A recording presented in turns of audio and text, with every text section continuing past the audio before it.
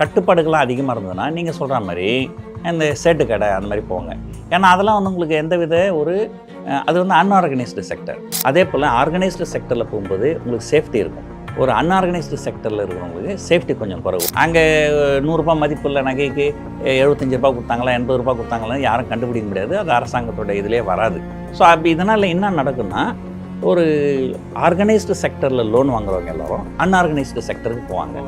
Organised செக்டரில் போகும்போது அவங்களுக்கு வந்து வட்டி குறைவாக இருக்கும். அன்ஆர்கனைஸ்டு செக்டரில் போகும்போது அவங்களுக்கு வட்டி அதிகமாக இருக்கும். அதே போல் ஆர்கனைஸ்டு செக்டரில் போகும்போது உங்களுக்கு சேஃப்டி இருக்கும். ஒரு அன்ஆர்கனைஸ்டு செக்டரில் இருக்கிறவங்களுக்கு சேஃப்டி கொஞ்சம் குறைவு. ஒரு சேட்டு கடைக்கு போகிறீங்க, நாளைக்கு ஏதோ ஒரு பிரச்சனைலாம் அந்த சேட்டை வந்து அந்த வீட்டை காலி பண்ணின்னு போயிட்டாருன்னு வச்சுங்க, நீங்கள் யார்கிட்ட இப்போ அந்த நகையை திருப்பி கேட்பீங்க. ஆனால் வங்கியில் அந்த மாதிரிலாம் நடக்காது. ஸோ அதனால் வந்து இது வந்து ஏற்கனவே சொன்ன மாதிரி இது வந்து எந்தவித பாசிட்டிவும் கிடையாது இவங்க கொடுத்துருக்கிறதுல. இதில் நெகட்டிவ் நம்ம பேச பேச நெகட்டிவ்ஸ் தான் அதிகமாக வருது. இது எந்த வகையிலையாவது வங்கிகளை பாதிக்குமா? சப்போஸ் மக்கள் வந்து அங்கே போகிறத குறைச்சிட்டாங்க, இந்த மாதிரி வந்து நான் சொல்கிற மாதிரி இந்த மாதிரி சின்ன சின்ன கடைகளை நோக்கி நகர ஆரம்பிச்சிட்டாங்க, அடகு கடைகள் நோக்கி நகர ஆரம்பிச்சிட்டாங்கன்னா வங்கிகளுக்கு ஏதோ ஒரு வகையில் பாதிப்பு ஏற்படுத்துமான்னு கேட்குறேன். வங்கிகளுக்கு எந்த அளவு பாதிப்பு ஏற்படுத்தினா, ஒரு வங்கிகள் ஒரு உதாரணத்தை சொல்ல பாருங்க. இப்போ நான் தான் வந்து வங்கியினுடைய முதன்மை அதிகாரின்னு வச்சுங்களேன். இப்போ உங்களுக்கு வந்து லோன் போர்ட்ஃபோலியோன்னு ஒன்று இருக்கும். நீங்கள் தங்கத்துக்கு இன்சார்ஜ்னா தங்க நகை கடன் உங்களை கொடுக்கணும்னு ஒரு டார்கெட் வைப்போம்.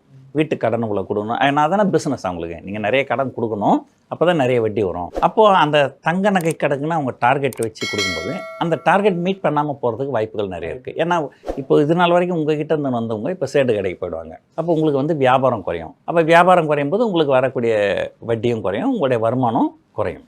அந்த வகையில் கண்டிப்பாக வந்து வங்கிகளுக்கு கண்டிப்பாக இது ஒரு நெகட்டிவ் நியூஸ். அதாவது பணம் இருக்கிறவங்க வந்து பணம் கட்டி வந்து மூட்டுக்கலாம். சப்போஸ் இல்லாதவங்க வந்து அதிக வட்டிக்கு வாங்கி அதை மூட்டு திருப்பி வைக்கிற மாதிரியான சூழல் ஏற்பட்டுரும் இல்லையா? அது எப்படி பார்க்குறீங்க? அதாவது ஒரு புதிய சட்டம் ஒன்று வருதுன்னு சொன்னால் அது வந்து ரிட்ராஸ்பெக்டிவாக வரக்கூடாது. ஸோ இதுக்கு மேலே நகை வைக்கிறவங்களுக்கு இந்த சட்டம் அப்படின்னு வச்சுங்களேன்.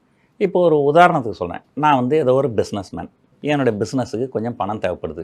ஒரு 5 லட்ச ரூபா தேவைப்படுது. இது வரைக்கும் நான் என்ன பண்ணியிருப்பேன், அந்த நகையை கொண்டு போய் 5 லட்சம் கடன் வாங்கியிருப்பேன். ஆனால் இந்த மாதிரி ஒரு புதிய சட்டம் வந்த உடனே நான் என்ன பண்ணியிருப்பேன், 1 லட்ச ரூபாய்க்கு 1ஆம் தேதியும், 1 லட்ச ரூபாய்க்கு 3ஆம் தேதியும், 1 லட்ச ரூபாய்க்கு 5ஆம் தேதியும், 1 லட்ச ரூபாய்க்கு 7ஆம் தேதியும், 1 லட்ச ரூபாய்க்கு 9ஆம் தேதியும் நான் போய் கடன் வாங்கிடுவேன், கொஞ்சம் கொஞ்சமாக வச்சு. அப்போ என்னாகும், ஒரு வருஷம் கழிச்சு என்னால் மீட்க முடியலன்னு வச்சுங்களேன். 5 லட்சம் நான் ஒரே நேரத்தில் எடுத்து கட்ட வேண்டிய அவசியம் கிடையாது. நான் ஒரு 1 லட்சம் மட்டும் ஏற்பாடு பண்ணேன்னு வச்சுங்களேன். 1ஆம் தேதி போய் அந்த 1 லட்சம் பணத்தை கட்டிட்டு அந்த நகையை மீட்டுட்டு இல்லைங்களா, 3ஆம் தேதி அந்த நகையை வச்சு அதில் வர பணத்தை வச்சு 3ஆம் தேதி நகை அப்படி என்னால் ஒரு பிளான் பண்ண முடியும்.